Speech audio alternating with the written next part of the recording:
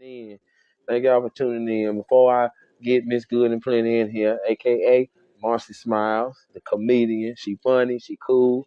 I met her through my partner OG Green Lantern, so I want to salute and dedicate this episode to the OG Green Lantern. So y'all please, what's up ASAP?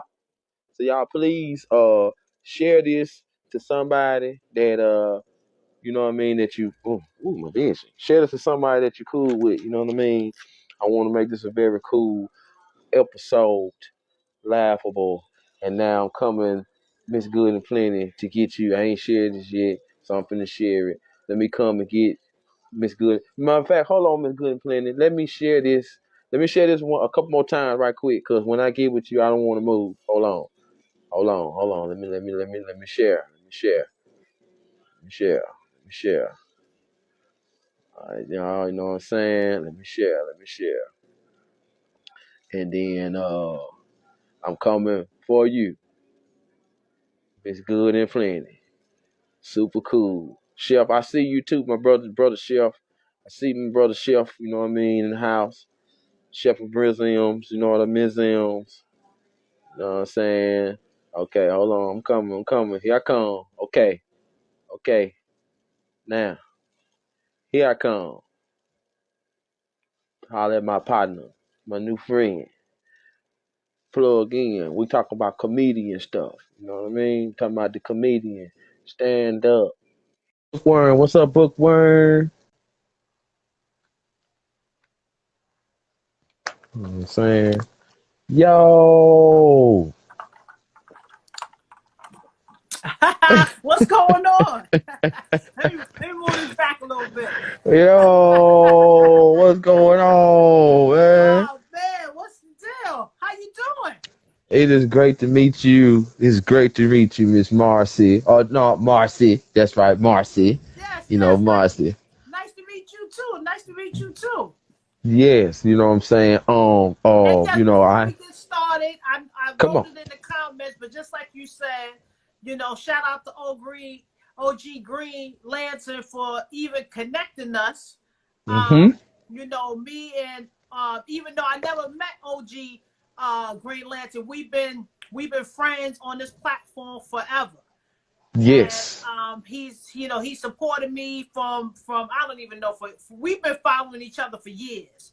Mm-hmm. So I'm just glad that he connected us. So I just had to Yes. let everybody know that. Man, hold on. I want to put this so people know who you is.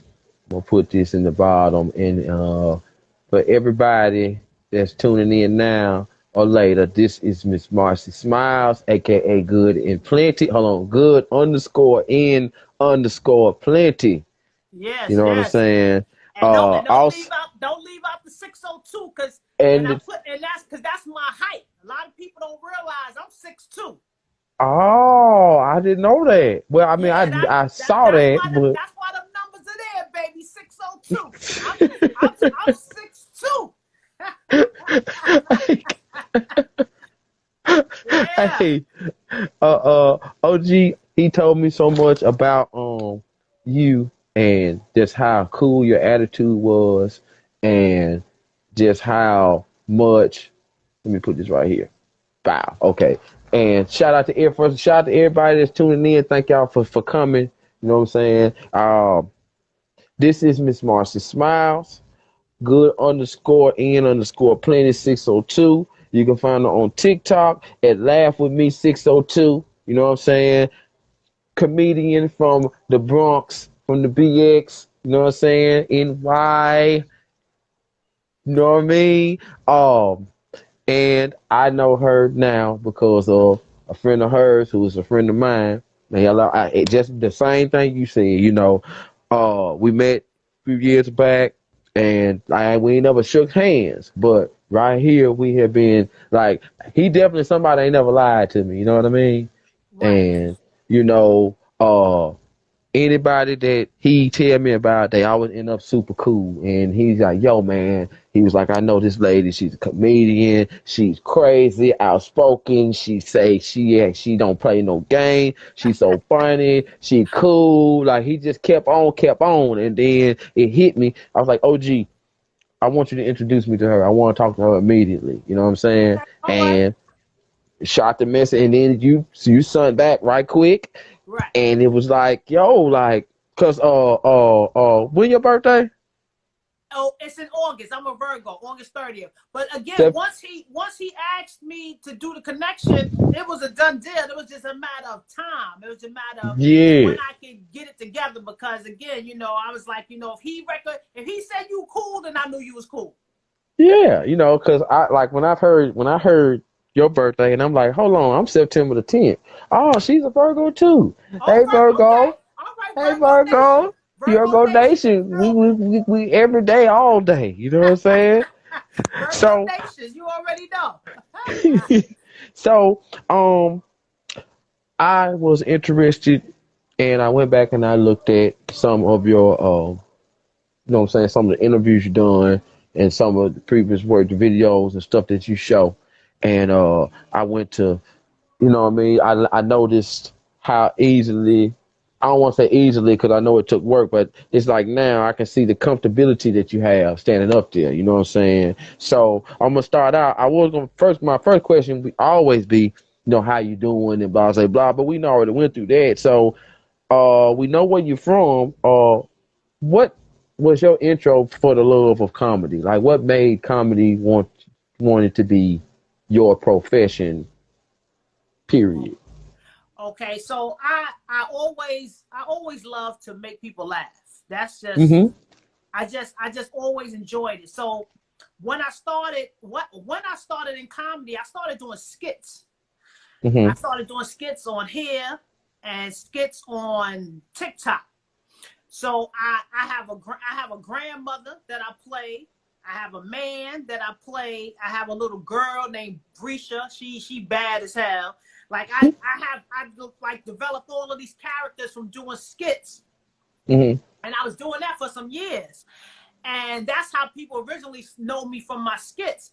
And then one day, I was just talking to my sister, and we was watching Cat Williams, one of his specials on Netflix. She just asked, you ever thought about um, being a stand-up comedian? And I ain't gonna lie, I told her, hell no. I said, that's hard. I said, nah. I said, at least when I'm doing my skits, I can erase all the mistakes.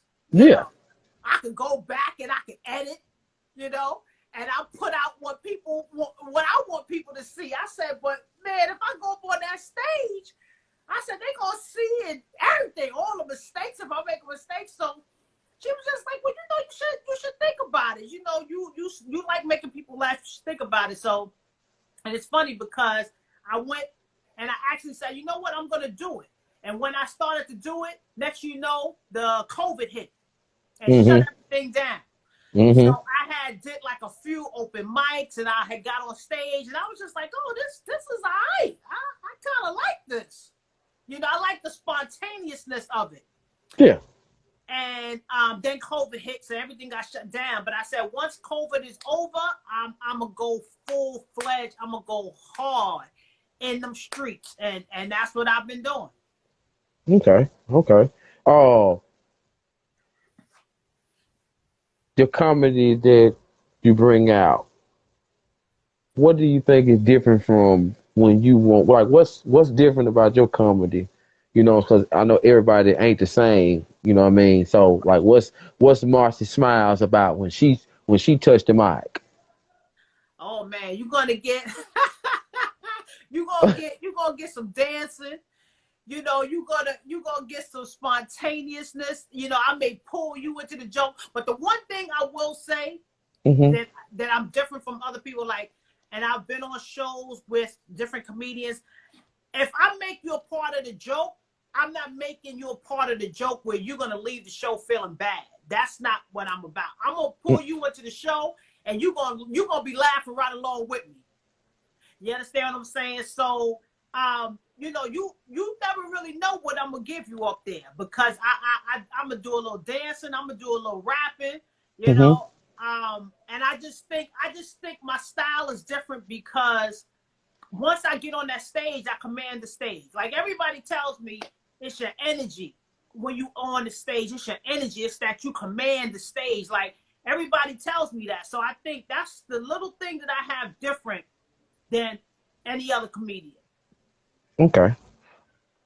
Um, when it comes time to prep, which some people don't know what I was doing. Like I said, I had to do some research, so I had to go and look at just the word comedian, and look at some different words and write some stuff in blase and your bit. You know what I'm saying? So it's like, what's how long do it take you to prepare for whatever minutes your set is?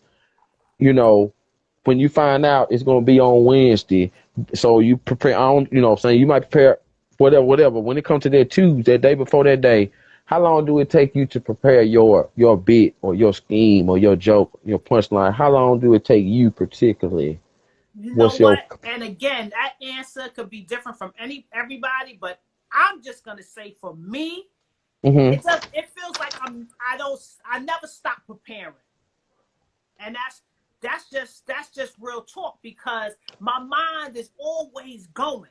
My mind is always going. Like, sometimes to the point where I can't sleep because I'm either thinking of something or I thought of something and I want to finish it. Like, Mm-hmm. it's like I'm not a how do you say, like a perfectionist in a way, but it's like when I have a thought and I have a joke, it's like I want to finish it. So sometimes I'm up to like 3 o'clock in the morning because I'm pushing myself to try to finish what my mind started. You Okay. understand what I'm saying? So honestly, prepping is a constant thing for me. And the funny thing is, what I've learned is each audience is different. So what I have to do is before I go on, I scan the audience and I see who's out there, because what I did last night may not work with this audience tonight. Mm-hmm. So I think that's helped me not only get better, but also make myself say, you know what, I have to have a good amount of material to pull from, because Mm-hmm. you never know what you're gonna need it. So if I'm at let's just say I'm at a spot, and it's like, a hood spot, keep it 100. It's in the hood. Yeah. Yeah. The hood spots, they want to hear that raw. They Yeah. want to hear that, that B and that D and that. They want to hear it all. They smoking Oh. their hookah and they smoking their Mm-hmm. weed. They want to hear that Mm-hmm. raw. So when I'm there, I know I got to give them that raw. Mm-hmm. But when I go maybe to another club and it's a little more upscale, and you got people that's there maybe for brunch, they ain't trying to hear all of They that. ain't trying to eat. Yeah. So I have to adapt to that environment. Like, I still have to make them laugh, but I have to make them laugh in a different way. And that's why I say, to me, it doesn't stop. The preparing doesn't stop, because if I stop preparing, then I won't be ready for anything that I'm thrown in. Okay. Got you. Okay. That's a good. Okay, I got you. Um, and so you said something too when you were saying read the audience. I seen that, because in the, like, with me doing what I do, you know what I'm saying, I can take a piece of that. I can take, what I'm saying, like, I can take some of what you got and use it as tips, advice, and information. You know what I'm saying, when it comes to read my audience. Like, I learned from this lady from the UK. She a musician coach. She was like, nurturing your audience. You know what I'm saying? So where I go, how important is it to read the audience? You know what I'm saying? And what's your way of doing it if you ain't already said that? You know what I mean? Well, But again, it's very important, because if you don't read your audience and you tell jokes or give material that doesn't fit, then people look at it different. They'll say, another comedian will say, "Oh, you bomb." That's the hmm word they use. "Oh, you bomb." hmm Not necessarily.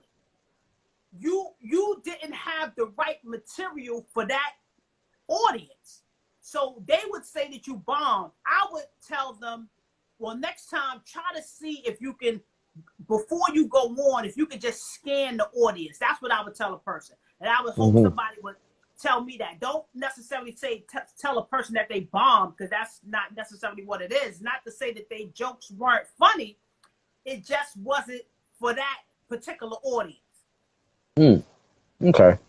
And that I feel too. You know what I mean? The type of topics.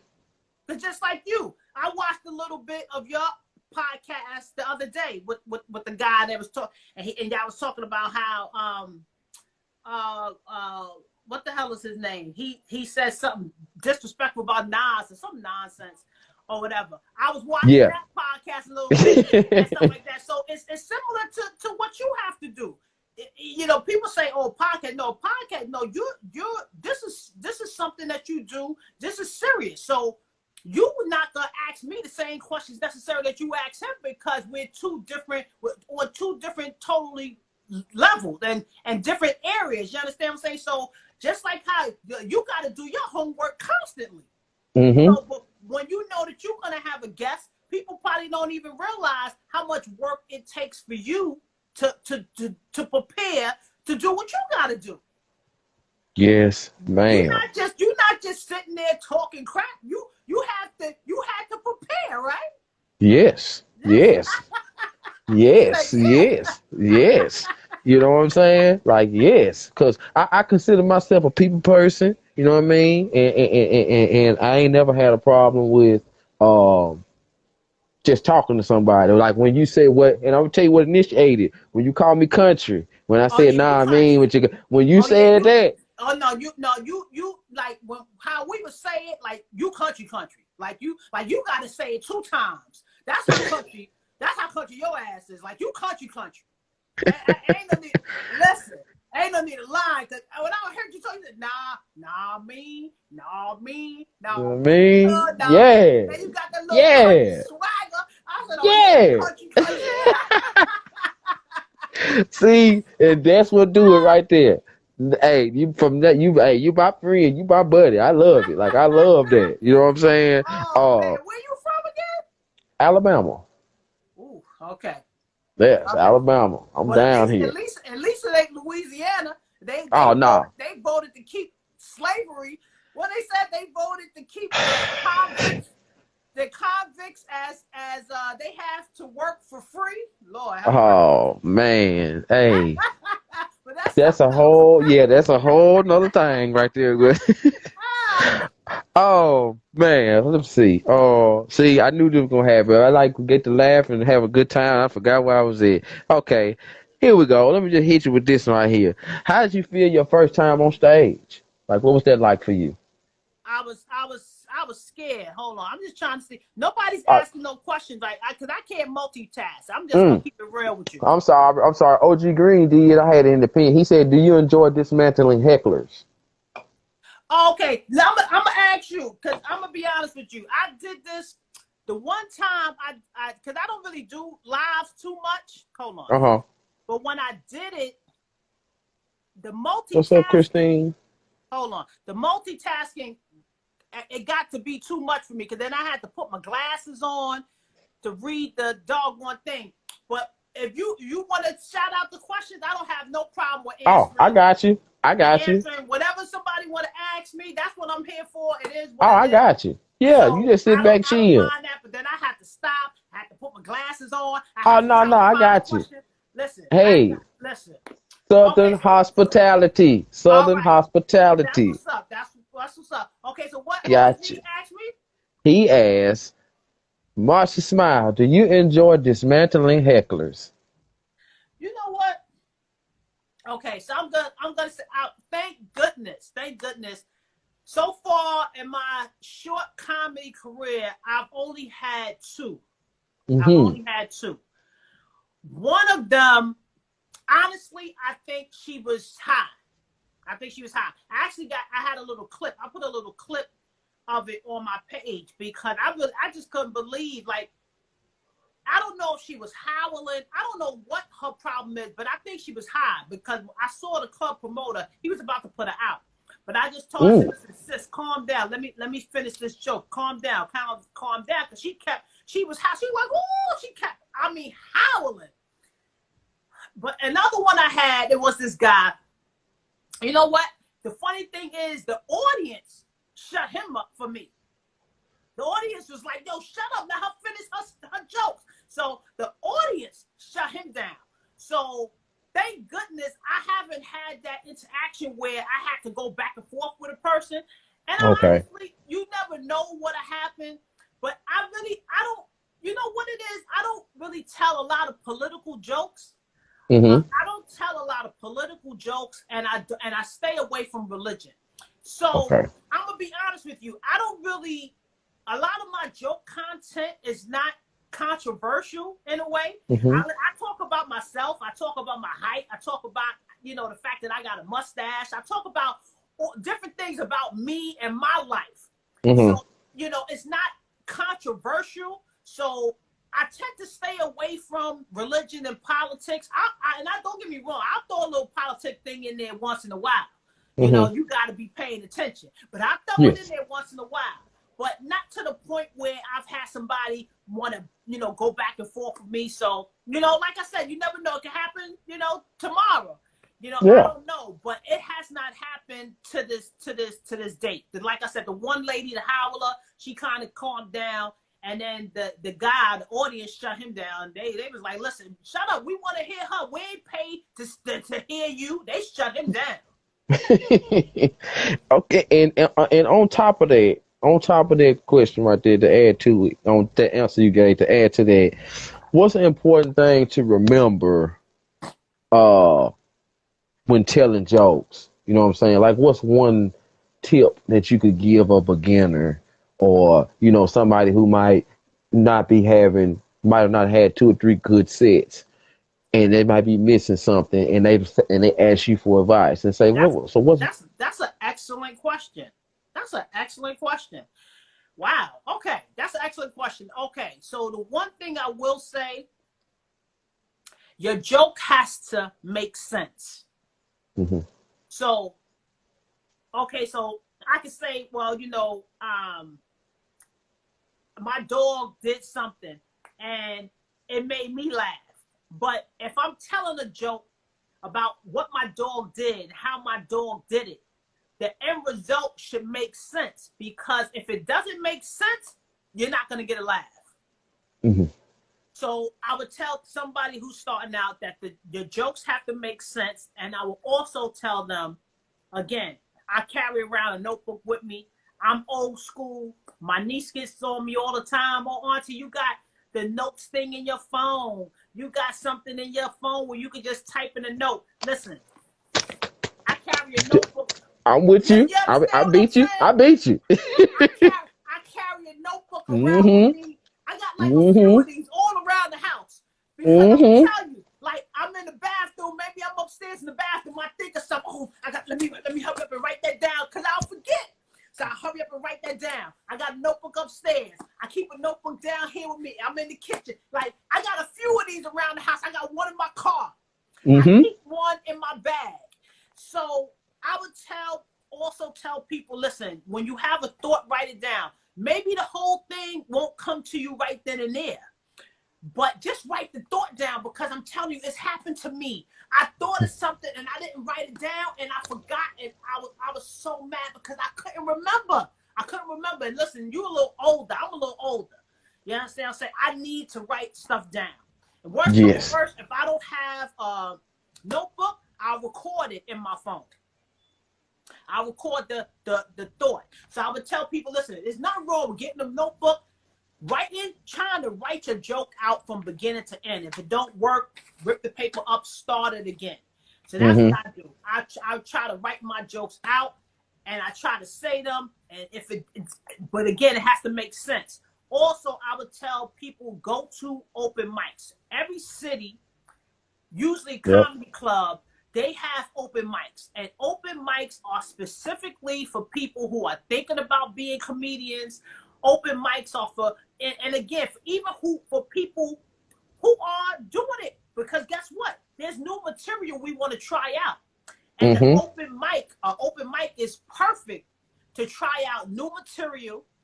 You know what I'm saying? And to see if it's hitting, to see if it makes sense, you know. Open mics, you go to open mics, you go with your notebook, you try out the new material on people, and then, you know, a lot of times you'll get a feeling if something is hitting or it's not. Or I've had plenty of times, I went to open mic, I said a joke, everybody looking at me like I was crazy, but like silence. So I said, all right, I just scratched it out. I said, okay, that's not gonna work. And again, I may think it's funny, but it didn't come across as that. So I crossed it out.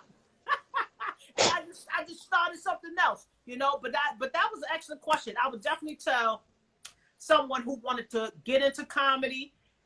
There's nothing wrong with watching some of your favorite comedians, watching them on Netflix, watching the specials to see how they formulate a joke. And there's this book I read. Oh man, I don't know the name of it offhand.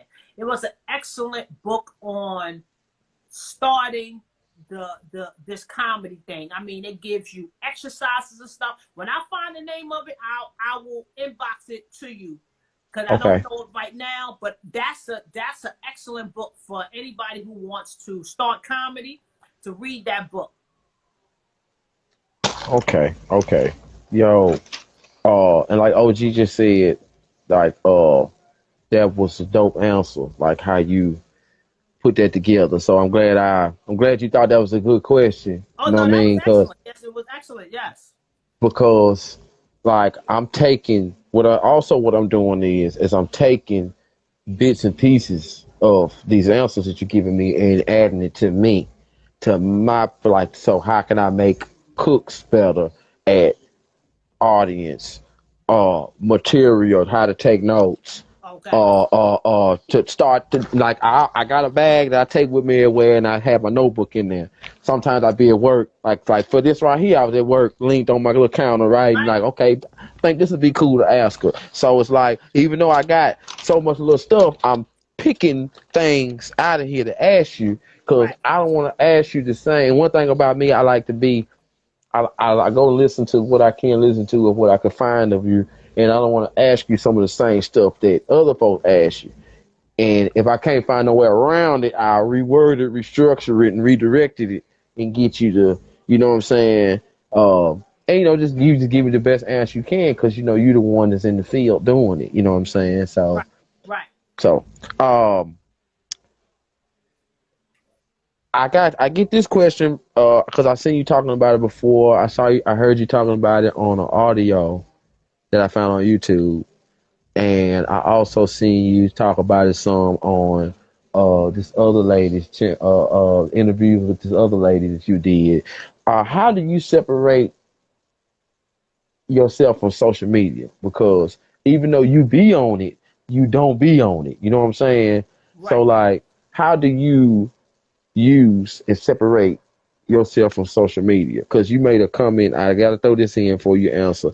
You can be on TikTok and going so long, 12 p.m. and next thing you know it's 9 p.m. Take the floor. Go ahead. Platform yours. Okay. So let's see. All right. Now I'm not gonna lie. Last year I was on TikTok hard. I was on TikTok every single day. I ain't gonna lie to you. Today, I'm on TikTok maybe once a week, if that. There's sometimes a week or two go by, I don't even open it, because I'm, you know, one thing I like people who are creative. There's a lot of creative people on TikTok. I'm not knocking the platform. That's not what I'm knocking. That I need to give myself a cutoff, because once I click on TikTok, I stroll a video, one video becomes 100, then 100 videos become 1,000. Next you know, the sun is coming up and I'm still on TikTok. Listen, so in order for me to avoid it, I don't even get on it. I don't even get on it. And sometimes I get on it just to make a video, because there's some features that TikTok have that I like in terms of making videos. So I like that. I like that. Let's say, for example, they have the duet feature. So what I started, this is a while ago. This is a few years ago. I started getting popular on TikTok because like I said, the characters that I would do. And one thing about me, I don't do nothing half-ass. Mm-hmm. If I'm gonna do it, my heart gonna be in it. So I'm saying all that to say, so let's say, for example, even though we know you're lip syncing on TikTok, my thing is anybody can lip sync. Anybody can lip sync. But I always felt like if you're watching a video that I made, I want to entertain you. Mm-hmm. It's going to be, I'm going to lip sync, but I'm going to take it up a notch. You understand? So I say I like to say, so let's say, for example, it was it's LL Cool J song where he got with the girl doing it well, right? Yeah. Okay, so I'm gonna do LL part, and I'm gonna do the female part, and I'm gonna put it together, and I'm gonna give you a 30-second clip that you're gonna be like, oh, what the? Because LL part, again, I'm not doing nothing half-assed. I'm gonna put the fake mustache on. I'm gonna have the hat on backwards. I'm gonna put the one earring in the ear, had the do-rag. You won't think I'm a dude. Uh-huh. And then the other side, I'm gonna be all glammed out.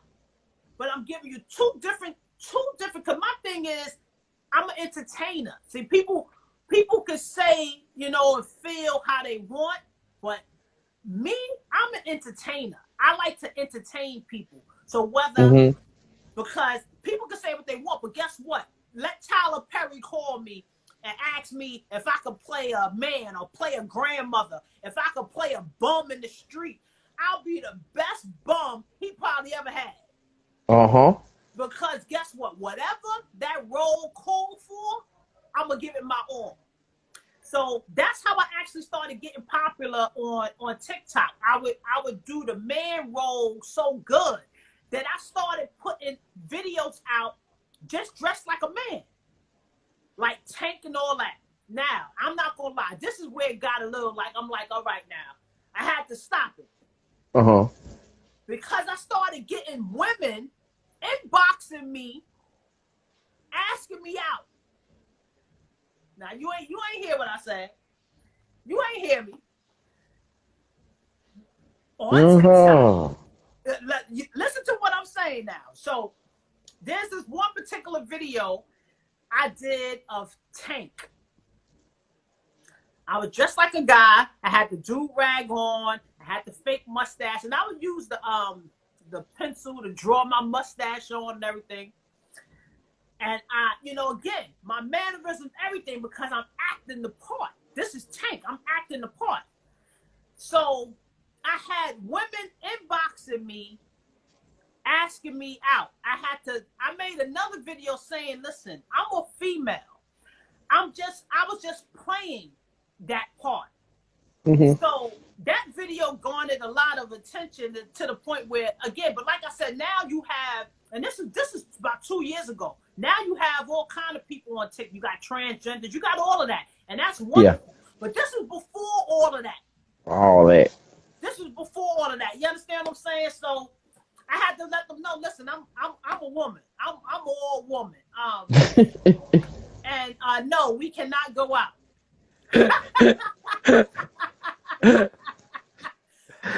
Yo, I'm just lip syncing.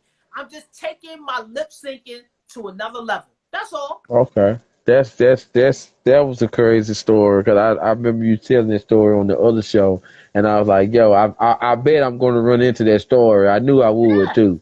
I knew I would. But you know what that tells me though, and again, everybody can look at things from their lens. I always try to look at things from a positive lens. And what that told me was my lip syncing game is on point. That's what that shit told. That's what that told me. That's what exactly. If I played a man and I had straight women inboxing me, that means my lip sync game was on point. I always try to turn it and make it a positive. I didn't get mad at what they no. I didn't get mad enough. I just so thank you. I'm flattered. I appreciate it, but I'm a female, and you know what I'm saying? And they were very receptive. Then we followed each other, and it was all good. You Yeah, understand what I'm yeah, saying? But no, I try to take things, change it into a positive, because negativity, I don't like it around me. yeah, I yeah. don't like it around me. You understand what I'm saying? It So I just changed it into a positive. I was like, damn, my lip syncing is on point. And it's funny because I just actually did another collab with myself. I'm gonna be probably putting that out real soon. I'm gonna be waiting on it. Sure, gonna be waiting on it.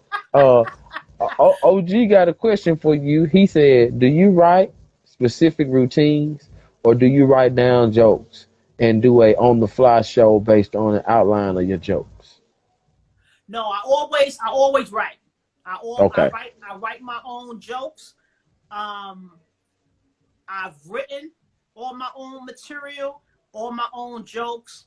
Um, and like I said, I come up with jokes sometimes spontaneous. If that's what he's saying, like I remember on the stage, I actually came up with a joke just like that, and I said it and it hit. Mm-hmm. So that has happened, but it doesn't happen a lot. It doesn't happen Okay. a lot.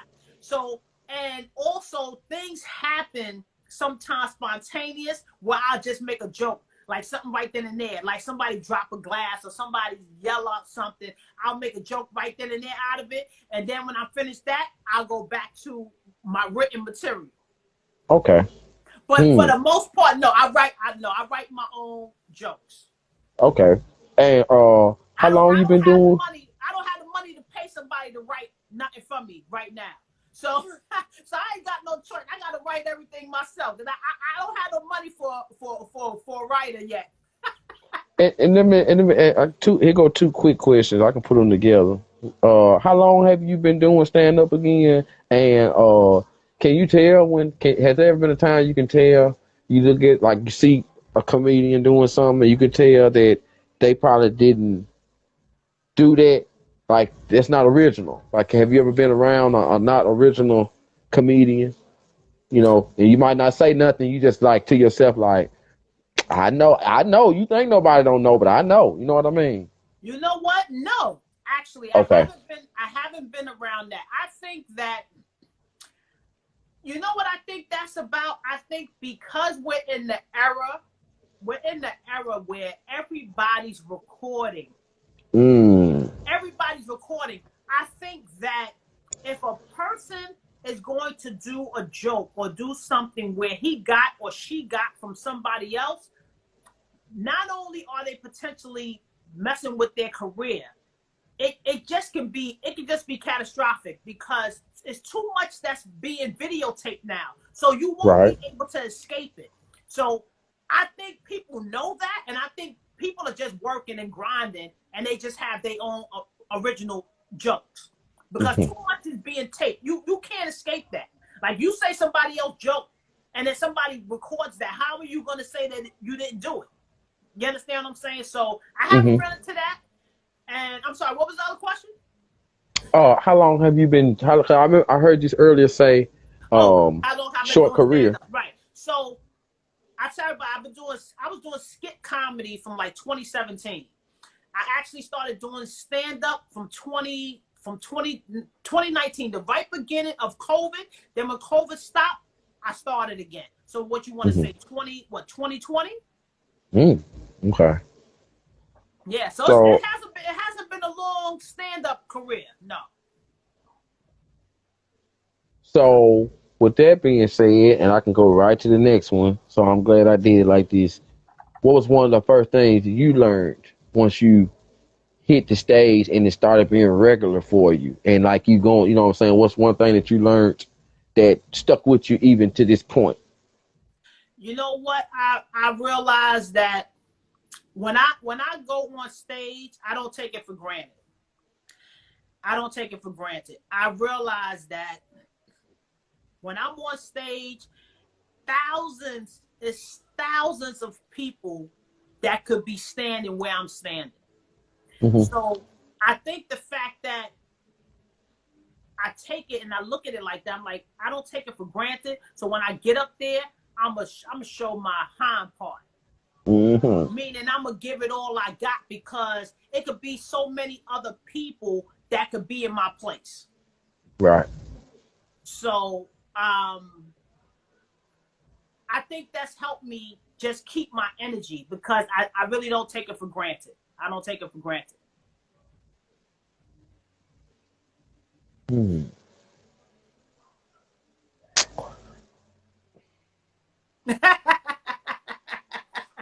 Trying to see where I want to go. Okay. So that you know, I was listening to you to let you know I did my homework. So you're the youngest of nine, right? I am. How does that play any part of an impact on your career as far as the comedy you do, the attitude you got, like, you know what I'm saying? Like, were you ready to bust out? Are you super calm? You know what I'm saying? Like, you being the ultimate baby, do you use that energy when you hit the stage, when you go out of town and travel or you know, go to these different places? You know what I'm saying? Does that help you scan and stand over tall over the audience? You know what I'm saying? Because you had big brothers and sisters always. Right. You know what I mean? Right. So. I think it all has stuff to do with it. Like just me, my whole being, and growing up, my family, I didn't start talking about them yet. That's coming. They don't Mhm. know it. That's exclusive. I just told you that. They don't know it, but I'm about to start writing jokes on all they asses. Uh, Uh-oh.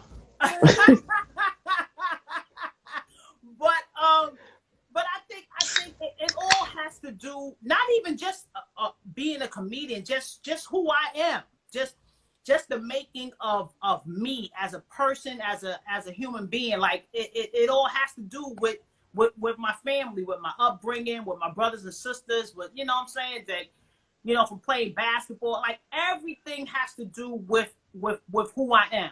And I don't take it lightly. Like just having so many brothers and sisters, I think that's why I just have the attitude, like, don't nobody can put me like in a box and say, you're female, you're a lady, you only can do this, or you're supposed to act like that, or you're supposed to walk like this, or you're supposed to.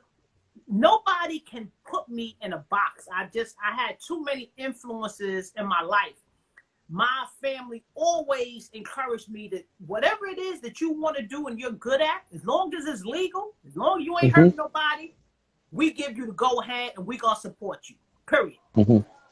So I think I just have that spirit. That's just who I am. Like, no, don't put me in a box. Like, honestly, if you want to know the real truth behind what I would hope for me, I ain't gonna lie. I hope that this comedy thing transcend into me acting. Stop right there. Thank you. Stop right there. Hey, we good at this. Virgos, we work together good. OG. Oh, I see you, Hardy Boy. Hardy Boy got a question for you too that you can probably answer fast. But I want to Can you ask can you, can you say it because I can't see his question. what women comedians do you look up to? Oh wow, that's an excellent question too. Oh man, damn! I should have had some dinner because this a good old podcast. I'm coming with the questions, boy. Oh man, so okay, so if I had to, first and foremost, Whoopi Goldberg. Hmm. First and foremost, Whoopi Goldberg. I remember when I first saw her one woman show, something happened in me. And again, it's not to say that I wanted to be a comedian then. That's not what it was. It was just something just liberating as a woman, that a woman can stand on a stage and say what the hell she wanted. And not Mm-hmm. only not only was she funny, she was making so many statements, it wasn't even funny. Like, she was hitting them with the statements of, like, if you ever have a chance to go back and look and watch her one woman show, Okay. um that changed me just as a being. So I would have to say Whoopi Goldberg. And if I want to name a few, I'm not gonna lie. I mean, I think all female comedians are dope, but my if I had to pick my favorite, if I had to pick a top two, oh man, it'll be hard, but I'm not gonna lie. One, I would pick some more. And two,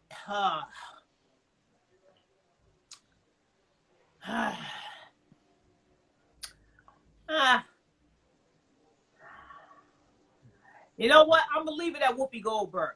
I'm gonna leave it at some more and Whoopi Goldberg. If I had to pick two favorites, I like a lot of them. Don't get me wrong, but if I had to pick, I would pick those two. That's why I can't wait to do my little fun bonus round with you, cause I I got a lot of comedy related, Bronx related stuff in there, and I can't wait to do this with you because your answer is gonna be real cool. I know it is.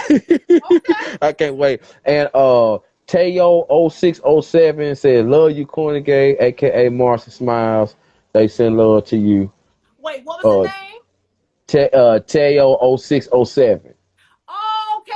Oh man, hi. Listen, oh man, anybody that's on here, I'm so sorry. I can't. The last time I strolled and tried to look at the comments, it cut me off. I touched something. Oh, that's what happened. Yeah, so I don't know how to stroll on the comments, and so it's like I'm scared I'm gonna cut. Oh, that's what happened. Oh, that's why. Cause I want you to see. I sure hate that you can't see. I'm trying to think. I know how to do the thing. But sometimes I mess up, and I don't want you to mess up. Diane Shelton 74 said she's proud of you. Look, I want you to see these folks talking to you. Okay, check this out. Okay, go. This what we're gonna do. Ho, stop. This is what we're gonna do. I can try to do it, but do you want me to try to do it? This is what I want you to do. I want you to. We're gonna go out and come back in. You know what I'm saying? It's almost like a refresh. So go out, and then I'm gonna get you back in, and then everything. So what's that gonna do? Redo the It's gonna refresh the comments. Yeah. See, I ain't gonna move. I'm gonna stay right here because we on my live. You gonna hit the button to exit out, and then I'm gonna re-get you back in here. So hold on. So go out and then request to join again. Yeah.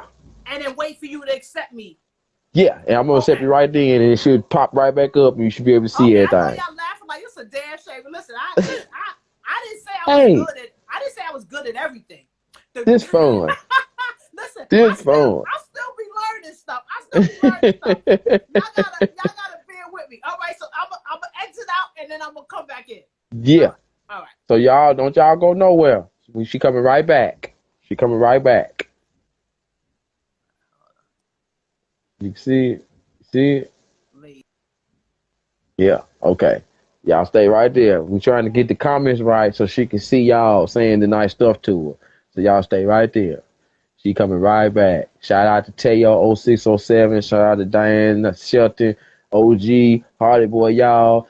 And I still gotta ask her, OG, put your question back in there. Because I've had to put Tayo's comment down there. Well, put your question back in there. Here we go.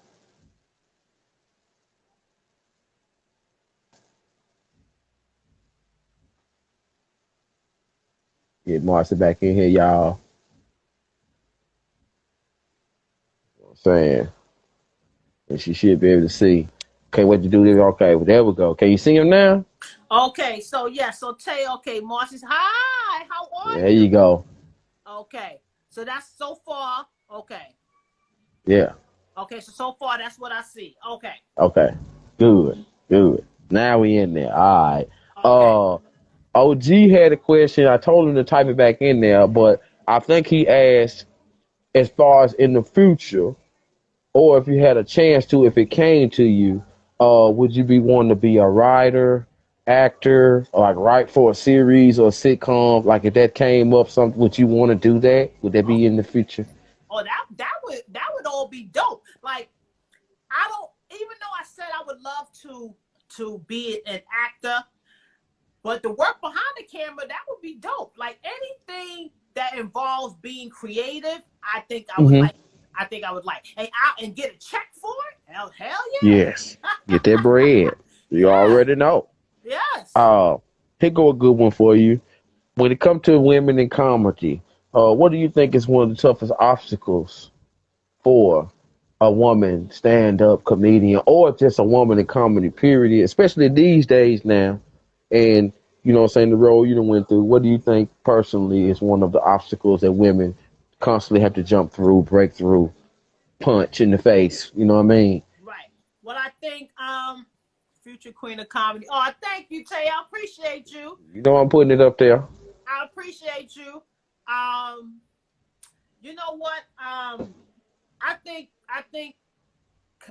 like comedy, unfortunately, is like anything else, and it's less like a regular job. It's just like you have women, unfortunately, that still have to prove that they're good enough, that they're just as good as men. You know, unfortunately, even in, you know, you see it even in like this with the celebrities. You know what I'm saying? You have a lot of female comedians, but you see more males. You see more male comedians, but that doesn't mean that the women are not grinding and trying. They don't have the same opportunities and get through the same doors as a man. So honestly, it's the same hurdles with anything else, you know. And then obviously, you know, they want to sleep with you. All of that, it's the same stuff. You just gotta be like, nah, nigga, it ain't happening. Hmm. Is it more amplified now, or is it more easy to see now than from 80s era, 90s era, middle of the thousands era? Well, I can't speak for that way back then, but I can, from what I've seen in the short amount of time that I've been doing stand-up comedy, I just see that let's say for every 10 guys, you'll have one female. Hmm. So it's much harder for a female to break down the door as opposed to a man. Hmm.